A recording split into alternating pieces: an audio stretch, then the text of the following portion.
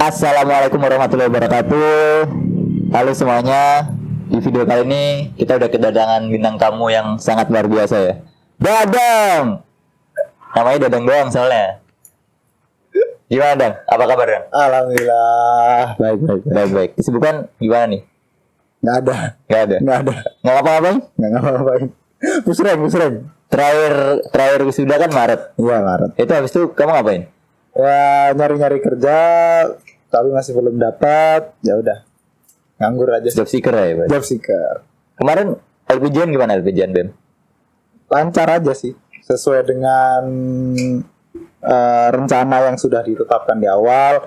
Kalau LPJ-nya online, terus nanti yang LPJ siapa, yang jadi host siapa, udah terencana sih, lancar aja. Baru pertama kali online? Baru pertama kali. Dan ITS pertama kali LPJN online ya? Iya. Karena COVID ini? Iya, karena terpaksa aja sebenarnya. Tapi gimana? LPJN online gimana? Enak nggak? Atau perbedaannya apa sih? Ya, jadi kalau misalnya offline yang seperti tahun-tahun sebelumnya itu kan ada presidium yang nanya secara langsung gitu kan di suatu tempat, di forum namanya MTT atau kongres gitu kan. Kalau yang sekarang itu ada anggota mahasiswa ITS yang ketika dia ingin bertanya ya nanya aja gitu. Kalau misalnya dia ada titipan pertanyaan atau langsung live di penjelasan terus mereka nanya kita jelasin ya bisa aja gitu. Jadi nggak ketutup dari presidium aja gitu. Jadi ya so far lancar lah ya? Lancar. Nggak ada masalah, aman. Bang, kamu ngerasa nggak sih kadang kalau kamu itu terkenal lah ya, banyak mahasiswa ITS tuh yang kenal Dadang gitu. Sejauh aku tahu ya, kayak banyak banget gitu yang kenal Dadang. Rasa nggak? Kenapa nggak rasa? Karena ini ngada-ngada. Nggak serius. Nggak ngerasa. Orang paling terkenal se ITS ya deh? Nggak tahu juga. Nggak tahu juga. Ya Pak Joni mungkin ya, Pak Joni, Pak Asari mungkin ya. Kalau mahasiswanya? Kalau mahasiswanya mungkin Lutfi sih, karena dia nomor satu Lutfi ya? Iya nomor satu. Nomor dua mungkin Menko-Menkonya yang sering itu gitu kan. Stopping humble lagi.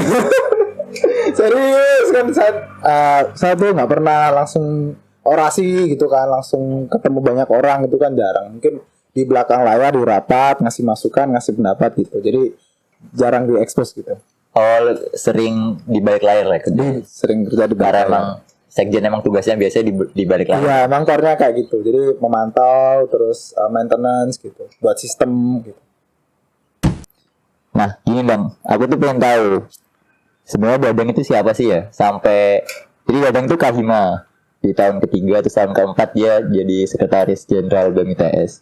Cuman nggak banyak orang tahu sebenarnya Dadang itu siapa sih gitu. Keluarganya kayak gimana sampai dia apa ya? Karirnya tuh naik terus gitu. Sebenarnya kamu ini siapa sih Dang gitu? Boleh diceritain nggak sedikit tentang latar belakang keluarga kamu gitu? Jadi sebenarnya ini bukan karir ya, udah ini perjalanan hidup gitu ya. Kalau saya nyebutnya tuh ya udah ini salah satu perjalanan yang menghiasi kehidupan saya di kampus atau di rentetan kehidupan ini gitu kan. Jadi kalau misalnya dulu ya saya biasa aja, saya nggak TK langsung SD, terus biasa SMP, terus di pondok. Kenapa nggak TK? Nggak ada uang. Langsung SD, terus SMP. Orang-orang apa teman-temanmu sekolah TK kamu ngapain deh? Main. Habis itu langsung masuk SD. Langsung SMP, di SMP sekalian nyambi di pondok, terus SMP sempat ada kayak semacam proses pendewasaan diri apa itu maksudnya? Sempat kelahi sama bapak. Halo Pak. Sempat kelahi sama bapak. Kenapa? Sempat kelahi karena masuk SMA dilarang gitu ya. Yang disuruhnya tuh masuk SMK tapi saya nggak mau. Kenapa disuruh masuk SMK? Bisa langsung kerja.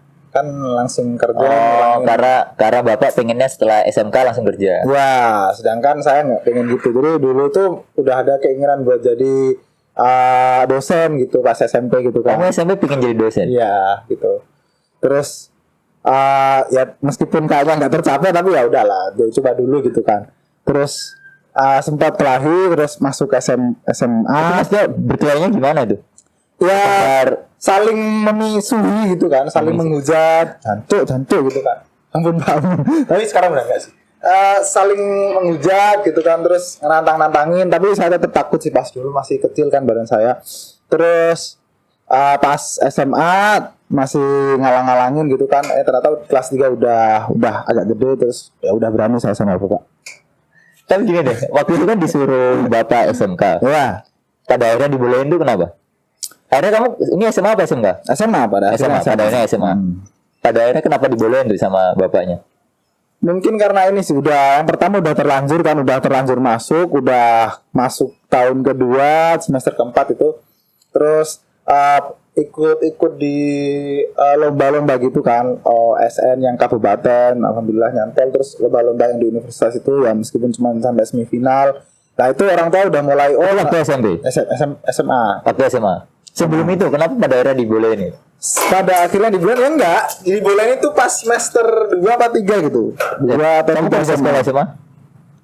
maksa aja. Ya ibu mak kandung saya itu memperbolehkan saya masuk SMA, tapi bapak enggak. Jadi ya Ibu backstreet boleh, gitu. bapak enggak. Nah, jadi pas sembari di pondok tuh saya nggak boleh pulang gitu. Kalau misalnya pulang ke rumah pasti bertengkar. Jadi tengkar sama kakak, sama bapak, gitu.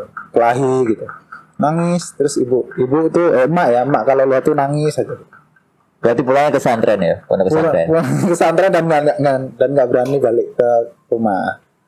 Balik ke rumah itu ya pas kakak kerja sama bapak pas lagi di sawah itu saya pulang. Tapi itu selain emang bapak pengen langsung kerja, ada masalah yang lain nggak? Mungkin biaya? Biaya jelas. Yang pertama tuh biaya. Jadi SMA 1 Tuban itu terkenal mahalnya pendidikannya. Kalau menurut kami dari keluarga yang ya ekonominya biasa aja atau mungkin dianggap minus mungkin ya. Itu sangat susah, tapi saya pengen ke situ sebagai awalan untuk mempermudah ketika masuk kuliah. Jadi karena SMP udah ada pikiran buat jadi pengen ke sini dulu tuh pengen ke sini masuk ke sini gitu. Udah ada pikiran ke sana. Jadi jawaban pertama adalah saya harus SMA dan setelah itu saya harus kuliah gitu.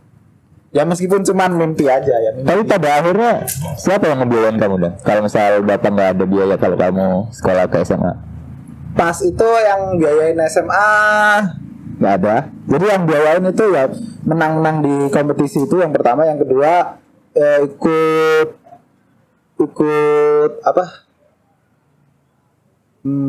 ikut lomba sama ikut yang beasiswa. Jadi ikut beasiswa itu juga jalur beasiswa. jadi jalur khusus sih sebenarnya. Jadi pas dulu itu ya masih kelahi sama bapak gitu kan. Karena nggak ada uang, ibu itu udah buat daftar ulang tuh jual beras gitu ya, saya ingat banget.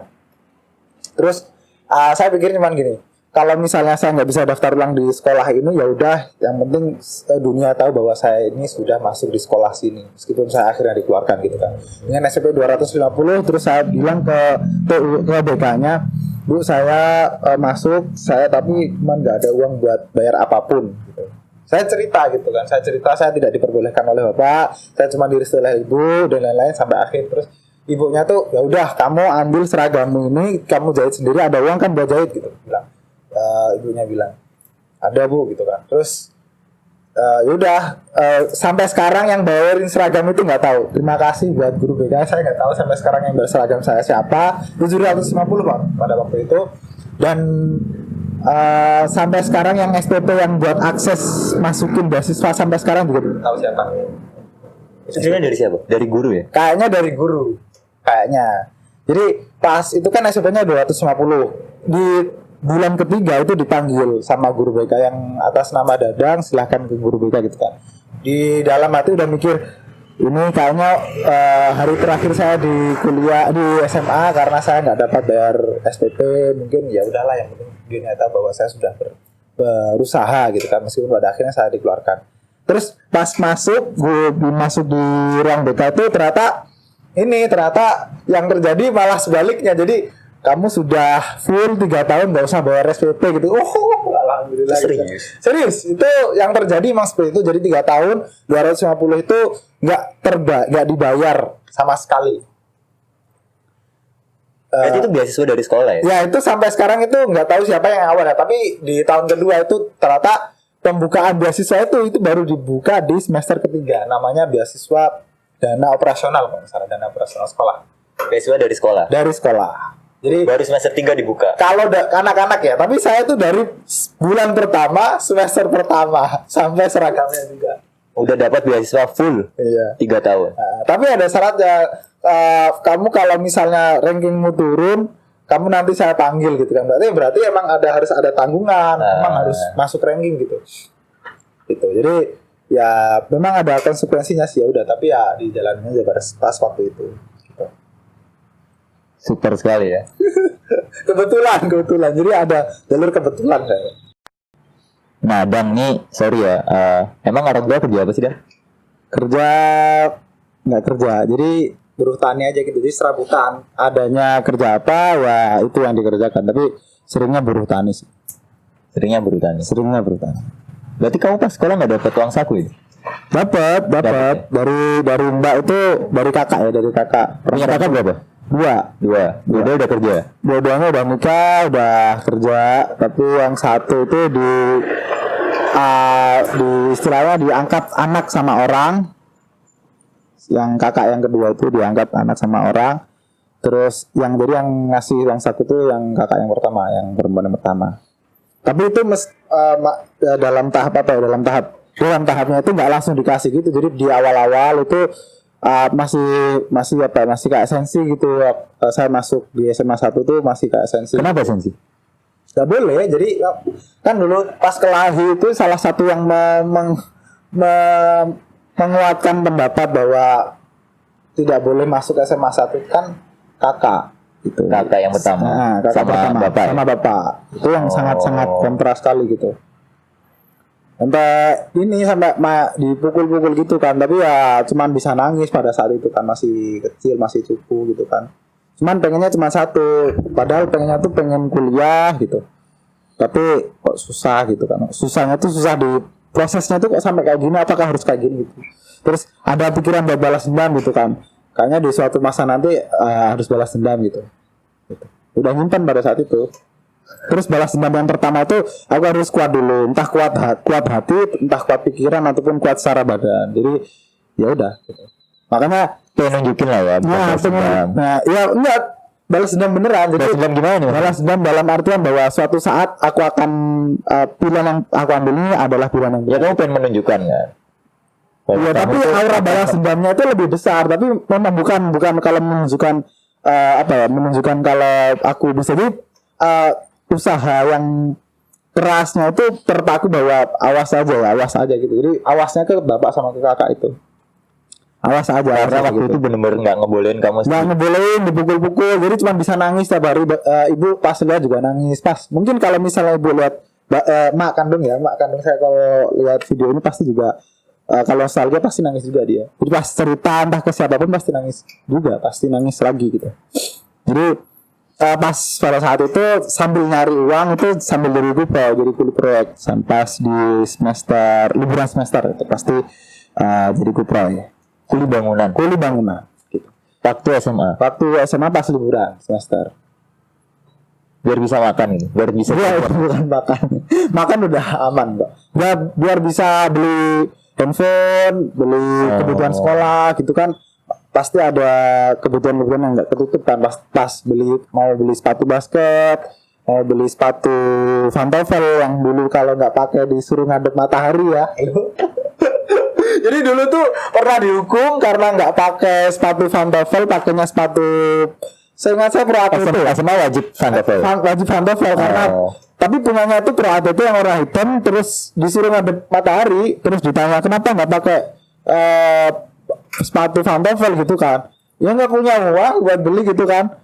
Terus beli aja 50 yang 60. Uang segitu dari mana buat SMA kelas 1 gitu ya, ditanya 60 Uang segitu nggak ada waktu itu. Bukannya ya kalau saya nggak ada. Ya yang punya pun orang tua dan bapak masih kayak gitu, kakak masih kayak gitu, ibu masa ibu beli jual beras lagi kan pasti ya ini beras kok cepat habis itu kan pasti ya kayak gitu. Terus akhirnya jadi kupa itu beli sepatu basket sama sepatu pantofel. Jadi salah satu alasan kuat tuh biar nggak madep matahari lagi, tapi tetap aja ya karena telat naik ontel tetap ngadep matahari juga pada akhirnya, tapi nggak apa-apa, masalah pantofel selesai. Itu kamu jadi kuli bangunan dari kelas 1 SMA? Jadi bukan jadi dari kelas, tapi tiap liburan sekolah aja sih, enggak. Tiap liburan sekolah. Dari kelas 1 SMA? Ya. Sampai kelas 3? Sampai kelas 3 tuh udah fokus sama UNAS, udah enggak sih. Pas kelas 3 tapi itu setiap liburan kamu jadi kuli bangunan? Makanya pas nggak masuk senam PTN, itu kan udah disuruh surrender aja tuh. Itu disuruh jadi kupai, disuruh ya udah kamu mulai aja gitu. Ibu. Mak kambing lah gitu. Jadi memang kayak gitu sih. Terus itu di akhir ya, berarti kamu ikut SNMPTN? Ya, SNMPTN nggak masuk. Nggak masuk. Pengennya di mana tuh? Pengennya di FPI ITB. Halo ITB. Pengen di ITB nggak masuk. 2 kali. Terus SBM? Nggak, nangis dulu karena nggak masuk. Itu kan nggak masuk terus disuruh jadi kupre. Sebenarnya nggak masuknya tuh cuman sedih aja sih. Yang nangisnya tuh emak sebagai sumber motivasi ya. Salah satu orang yang menguatkan dan mengiyakan semua mimpi saya pada saat itu tuh bilang ya udah nguli aja gitu kan. Ya udah kan seakan-akan kan memutus mimpi gitu ya. Udah mimpi tinggi-tinggi ternyata ngomongnya gitu kan. Udah nggak punya motivasi lagi, udah nangis aja. Terus pas di antara nangis tuh akhirnya cerita sama guru kimia SMA yang ngajar OSN, yang jadi pembimbing OSN. Terus akhirnya ditawarin kalau kamu jadi anak saya gimana gitu kan. Jadi anak saya gimana? Baru tiba-tiba nawarin jadi anak saya. Maksudnya gimana tuh? Jadi pas bimbingan OSN dulu tuh ini disuruh. Kamu dulu OSN dong? Nah, kabupaten sih. Kalau provinsinya nggak tembus sampai juara 1, cuman jadi ya inilah masuk seleksi aja di provinsinya. Terus nawarin karena di pas bimbingannya dulu tuh sering ke rumahnya buat entah benerin apa. Sering main ke rumah. Dari SK 1 SMA. Ya, jadi pas bimbingan itu sering bimbingan ke rumah Bu Aris, namanya Bu Sri Ari Sumaryati itu sering ke rumahnya entah benerin apa, bersihin apa, disuruh nemenin juga karena anak-anaknya saudara-saudara angkat saya itu pada kuliah di luar negeri gitu, jadi sendirian cuman bapak sama ibu angkat saya aja yang di rumah, jadi saya nemenin gitu karena bapak udah tua, udah umur 70-an. Itu alasan kenapa pengen ngangkat kan? Pengen ngangkat jadinya selain membiayai juga mungkin karena kesepian, bisa jadi biaya kuliah Mas ya? Biaya kuliah. Jadi selain kesepian juga mungkin butuh teman sambil bantu-bantu di rumah gitu, bantu masak, bantu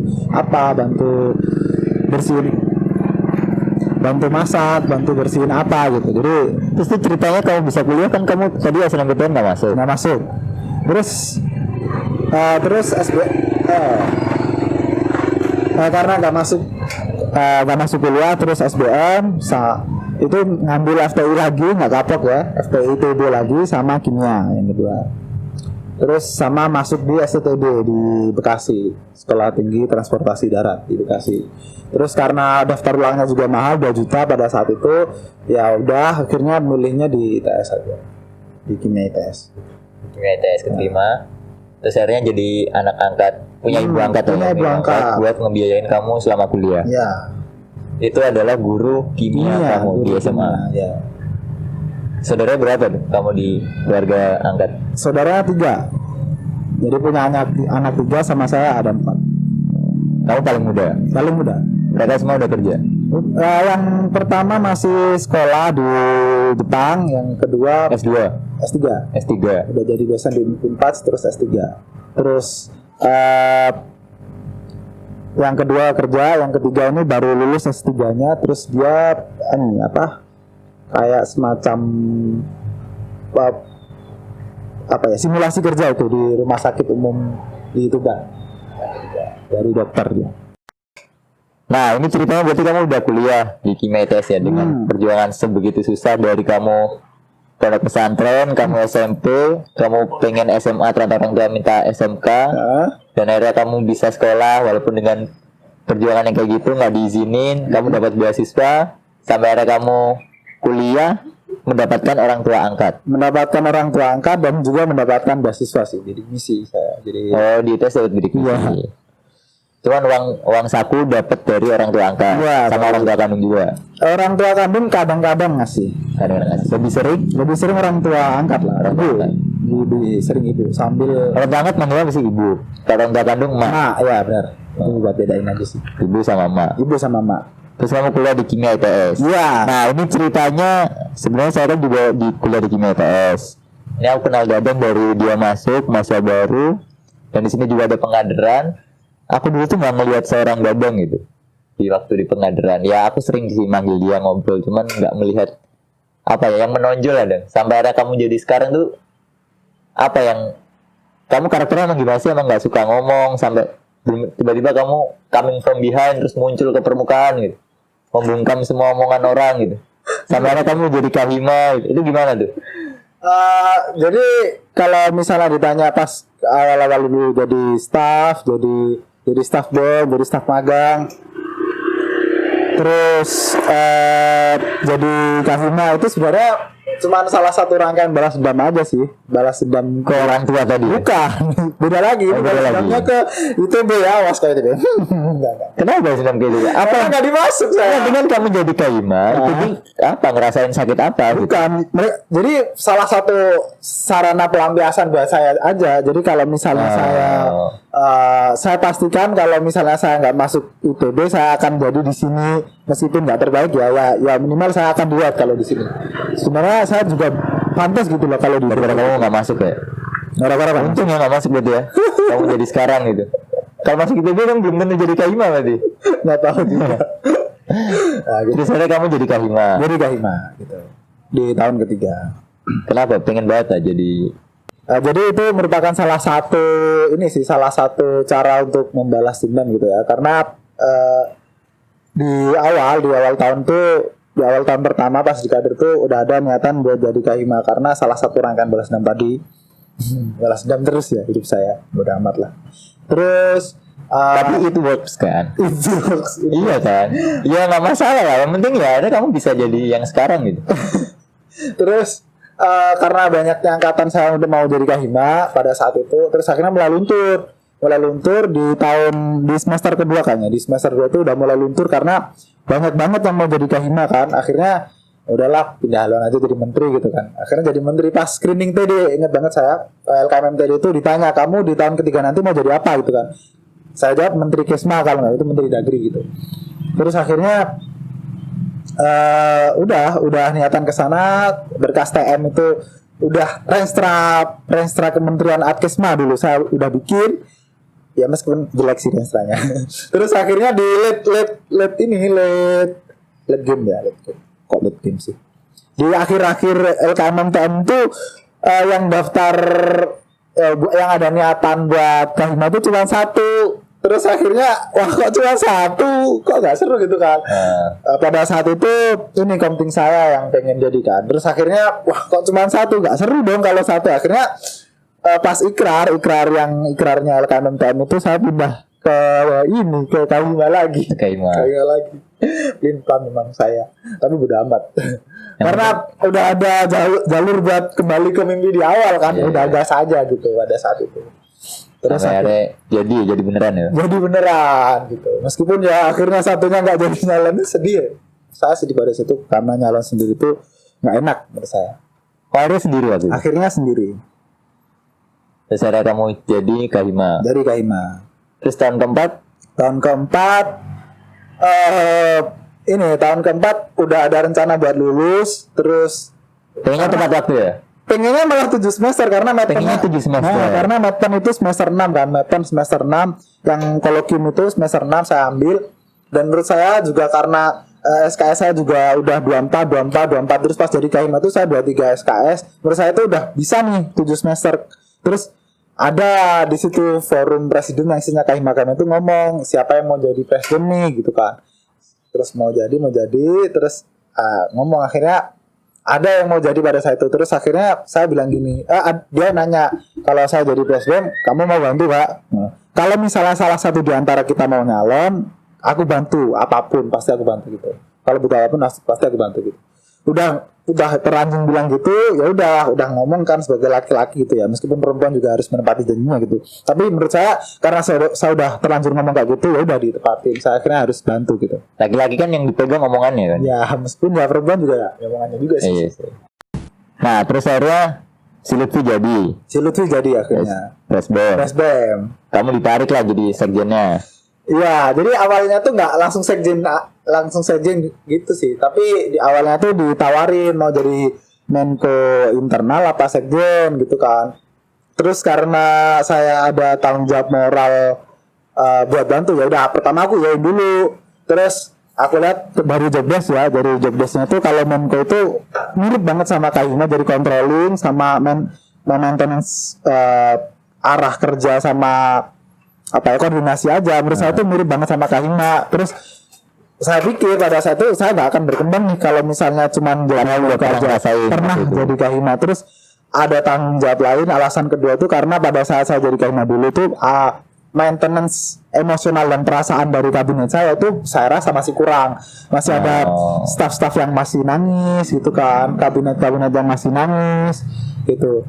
Nah itu saya tuh nggak mau kayak gitu lagi. Terus akhirnya saya mengiyakan jadi sekjennya. Jadi salah satu job desk sekjen itu memaintenance psikis dari anggota BMITS. Akhirnya yang saya iakan itu. Terus pengalaman buat jadi second layer itu baru pertama kali juga. Meskipun pada saat SMP itu jadi wakil OSIS itu ya menurut saya job desknya beda sih.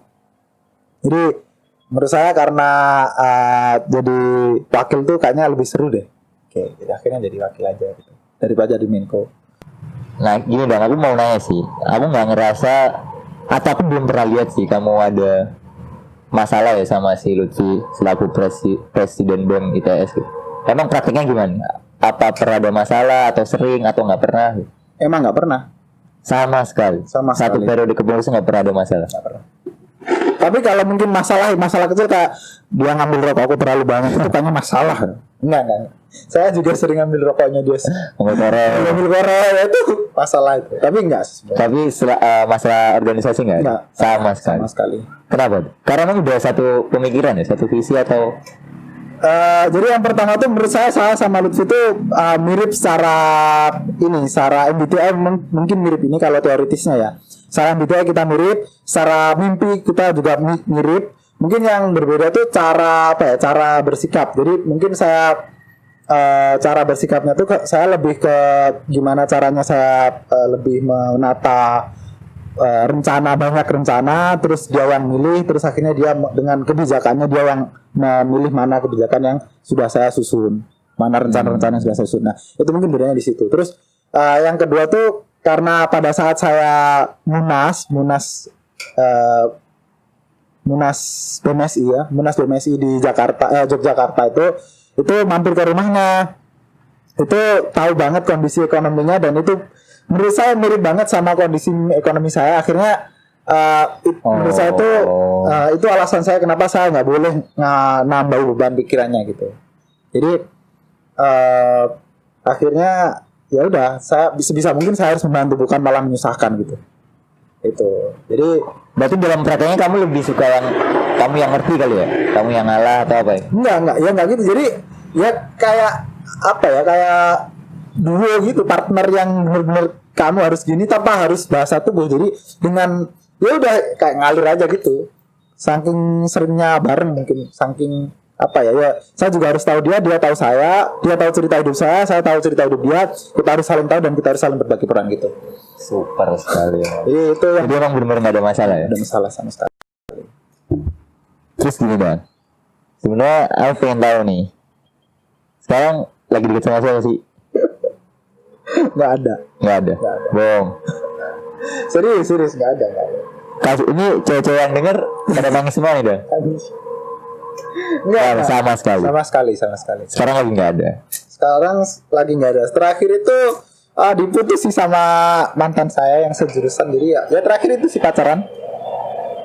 Kayak terakhir bukan itu deh bang. Kayaknya sih kayaknya ya. Kayak terakhir bukan itu deh. Ini ya kayaknya nggak itu sih. Ya kalau pacaran terakhir sih itu. Kalau misal deket ya pernah. Pernah. Kapan terakhir? Terakhir deket pas Oktober kemarin. Itu deket sama perempuan. Oktober kemarin. Ya. Siapa tuh? Ya nggak usah disebutin, kasihan juga. Kalau dibisikin boleh ya? Tapi emang kenapa nggak nyari nih sekarang? Ini sih lebih ke sadar diri aja. Jadi kalau misalnya yang saya pegang tuh, kalau misalnya saya deketi perempuan ya memang kalau deketin ya udah ada niatan menikahi dia gitu. Jadi kalau misalnya belum ada yang cocok buat dinikahin ya jangan dideketin. Atau mungkin kalau udah Tapi kamu pernah pacaran? pernah pacaran itu memang udah ada niatan ke sana. Kamu nikah waktu kuliah? Bukan, udah ada buat niatan buat nikahin ini orang gitu kan. Jadi tapi karena ya mungkin satu di lain hal ya udahlah. Tapi dari berbanyak kali pacaran yang diputus tuh saya, bukan si perempuannya. Maksudnya curhat colongan nih mas? Iya nggak apa-apa ya. Kalau mereka denger gitu. Iya lo pacaran yang gua diputusin gitu. Gak apa sih? Ya itu pilihannya sih. Karena mungkin saya kurang di berbagai hal ya. Saya sadar diri juga saya harus mengembangkan diri selain wajah ya. Selain wajah itu saya harus banyak yang harus saya poles gitu. Inilah nyari kerja dulu lah. Iya, itu saya juga makanya Kamu harus jadi penendam juga nih. Iya, iya. Harus menunjukkan ke mereka. buat mantan saya akan balas dendam ya. Enggak, tapi bukan balas dendam meneror sih, lebih tepatnya saya akan memperbaiki diri dan bisa mungkin saya akan buat kamu menyesal kenapa tidak milih saya gitu ya. Enggak juga sih. Tapi di umur sekarang nggak ada yang lagi deket, nggak ada. Belum ada gitu. Kemarin telepon siapa kemarin? Enggak ada sih. Kalau apa? Tempat sampah itu? Atau colongan? Itu punya siapa tuh? Itu punya Bang, apa? kan ini lagi pemira ya? Ya, Mira nih. Pemira. Calonnya siapa? Calonnya ada 2, satu dari kimia, ya alhamdulillah ya ada yang nerusin saya ya, Si makasih. Haki ya? Haki. Keren banget semua. Terus yang kedua dari geomat, ada Daud. Ada Daud. Yang jadi siapa nih? Ya. Menurut Padang yang bakal jadi siapa? Ya nggak tahu nih, karena gini sih, kalau misalnya ngomongin pemilu yang sekarang tuh kedua calon itu sama-sama ingin apa ya, ingin menang. Ya iya sih. Tapi kalau misalnya zamannya lucu itu kedua calon ingin kalah, jadi kayak gimana gitu kan. Tapi ya nggak apa-apa. Menurut saya itu lebih dinamisan kalau keduanya ingin menang. Keduanya itu ada effort buat menuju kemenangan gitu, menuju gimana caranya kepilih. Kalau misalnya dulu pas zaman kami yang nggak boleh ditiru gitu ya, kami itu berlomba untuk kalah. Jadi ya kamu aja gitu, saling melempar tanggung jawab gitu mungkin ya. Jadi pada akhirnya jadi kayak gini gitu. Tapi kalau misalnya kondisi kayak gini gimana nih? Milihnya gimana? Online juga?